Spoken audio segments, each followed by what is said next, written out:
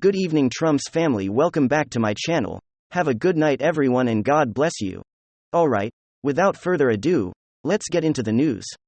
It looks like Jen Psaki got some bad news here recently, because the federal judge has ruled that she will in fact, have to sit under deposition for this lawsuit against the federal government, where they are accused of colluding with big tech to silence individuals in the First Amendment. Again, this is a huge story. Not enough people are talking about this. How the federal government had worked with big tech in order to censor individuals on social media from being able to have a voice in what was going on in this country, because it went against the narrative, and they went against the regime, and they could not have that, they couldn't have any type of pushback. So what they did, they worked alongside big tech in order to silence so many individuals, and Jen Psaki and of course, the mad scientist himself, Dr. Death Fauci, all have been ordered for deposition. And the stuff that came out of Dr. Fauci deposition is quite remarkable, and we'll talk about that at a later time. But what Jen Psaki is about to have to sit down is to sit there and have to answer questions about the efforts of the regime and its context within big tech. So let's go and dive into it. What we got coming here from Gateway Pundit says federal judge to the DOJ former White House press secretary Jen Psaki will be disposed. Details below. Yes, that's right. Oh, poor Jen Psaki. She has to sit there and did that? So let's take a look at what it had to say here to get away, putting in previous report in May that Missouri Attorney General Eric Schmidt along with Louisiana Attorney General Jeff Leung Landry filed a lawsuit, Missouri versus Biden, against the Biden administration, including Biden himself, Fauci, Department of Homeland Security, and nearly a dozen federal agencies and secretaries. The suit alleged in massive coordinated effort by the deep state to work with big tech to censor and manipulate Americans, from average citizens to news outlets, on issues including the Hunter Biden laptop from hell to 2020 election, integrity, CV origin, and the extent skepticism, COVID vaccine skepticism, among other issues. And yeah, it's not good for them. They're going to have to come out and under oath tell them what they knew. Lawyers for former White House press secretary Jen Psaki, as well as the government's DOJ lawyers, fought tooth and nail to prevent the deposition of Psaki. First, despite the fact that the case is in Louisiana, the federal judge there had specifically ordered that Psaki sit for the deposition. Socking the DOJ improperly tried to have a Virginia federal court stop the deposition. That court humiliated DOJ in open court and chastised them for wasting his time and the court's resources. Psaki and DOJ then tried to a Hail Mary failed attempt to prevent the deposition by filing a motion before the Louisiana federal court. Yesterday, the federal court in Louisiana ruled that, bearing some unforeseeable rationale presented to him in the coming days, the show must go on. Psaki's deposition must be scheduled for a date between now and the end of this year. Here at the Gateway Pundit, we have the popcorn ready? Yes, as we do as well. So we'll see how this turns out, what information will be delivered via this deposition. And the American people have the right to know what their federal government was doing in order to silence so many individuals across social media, because they had other ideas and other agendas than the federal government did. This is an open attack against the citizens, which should be Biden should be removed for this, as well as so many others in the federal government. And they should probably be thrown in prison as well. Not only impeachment, but prison for going against the U.S. Constitution the way they have. It's absolutely ridiculous, and it needs to be taken care of. So hopefully the new Congress, when they will be seated, they will be one of the issues that they will take up and demand accountability against this rogue regime. And then, this is some big news, Kevin McCarthy is facing an uphill climb. When it comes to becoming the Speaker of the House, there are 20 no votes. And why that's important is if people wanted to just abstain or say, absent or vacant, I believe he could get the votes needed immediately. If people say if there are 20 no votes, then the threshold for him to become speaker becomes difficult to attain. It's somewhat convoluted. It shouldn't be. But he is facing a battle. I think ultimately, he's going to become Speaker of the House for people who I once agreed with, like I understand establishment, okay. But you can see what he's doing. There are already investigations of Hunter, of FTX, of a whole lot of corruption within the Democratic Party. The second, it was official that Republicans took over the House of Representatives. Jim Jordan backs Kevin McCarthy, Marjorie Taylor Greene backs Kevin McCarthy. So Trump backs Kevin McCarthy. That's enough for me to back, Or at least, to say, there's a lot of hope there. And we've already seen what's taking place. So he's done a pretty good job thus far. Folks, if they don't like if they shy away initially from, oh, yeah, we're going to impeach Biden. The Hunter investigations are there to impeach Biden, that's what's taking place.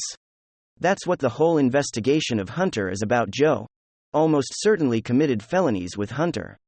That's what the graphs in the 150 banking transactions that were investigated by financial institutions 150 they couldn't find one with Trump. They have his tax returns and everything they couldn't find one financial transaction that was investigated by banks. And then you have emails where people are asking him for influence on behalf of their company.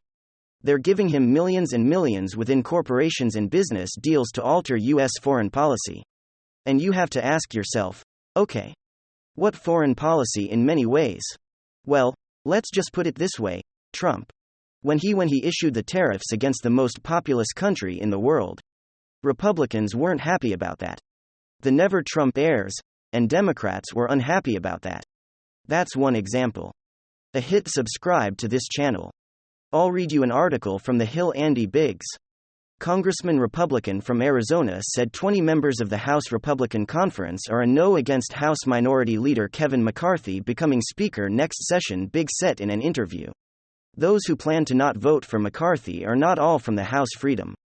There's a number of people. Biggs, the former chair of the Freedom, ran against McCarthy to be GOP nominee for Speaker earlier this month. McCarthy won the vote. Won with 5 representatives voting for neither man. But Nick McCarthy needs 218 votes on January 3, the first day of the next session of Congress, to become Speaker, and Republicans are set to hold only an era minority, meaning he cannot afford to lose many votes. So they're going to have eventually 8 to 9 votes. He can't have 20. So he's going to have to actually show that he means business when it comes to impeachment. See, Republicans will impeach Trump. Republicans will impeach mashed potato brains for actual, corruption links to felonies linked to criminal activity. You cannot find anything criminal with Trump. They could have indicted him 7 or 8 different times. Who's preventing Merrick Garland? He has a special counsel. Why would you need a special counsel when you already had a year of Liz Cheney and Kinzinger in the House investigating January and you already have all the documents from Mar-a-Lago? Can somebody explain why you would need a special counsel? But makes no sense at all? Makes absolutely no sense. Nothing. Warren did an interview with Newsmax on Monday, the day Democrats could pick the next speaker. If Republicans play games on the House floor, at least 5 Republicans, including Biggs, have publicly said I strongly agree they would not vote for McCarthy on the floor. So he's going to impeach the President Biden. He's going to do so after about a year of investigation. And now he wants to impeach the Homeland Security Secretary. He could possibly, depending on what Garland does, impeach Garland, and even the Federal Bureau of Investigation Director. Once Republicans have the House of Representatives, the pendulum will have already swung to Trump, which is a very good thing. We had record low unemployment with Trump in 2019. I don't care about his personality. And by the way, he was set up with that dinner. That was the setup. And Trump is not like the way Trump is he doesn't care about politics. So he doesn't understand how media will run with this. That was a complete setup. So now McConnell is saying, oh, he can't be president now because of that person he dined with. Well, no, that's Kanye West's friend. That's friend. That's not Trump's friend. Trump signed an executive order combating anti-Semitism on college campuses. Trump moved the embassy to Jerusalem. Trump negotiated the Abraham Accords. Okay, everyone in the country that I had my bar mitzvah and loves Trump, my religious family members. Okay. I'm a Jewish American. My religious family members and cousins who are in Israel love Trump, and Israelis that I know here love Trump. So he's the furthest thing from the type of people that Ye is hanging out with now. And what took place with Kanye West is it's tragic because he's been harmed and hurt by individuals should then call out the specific individuals.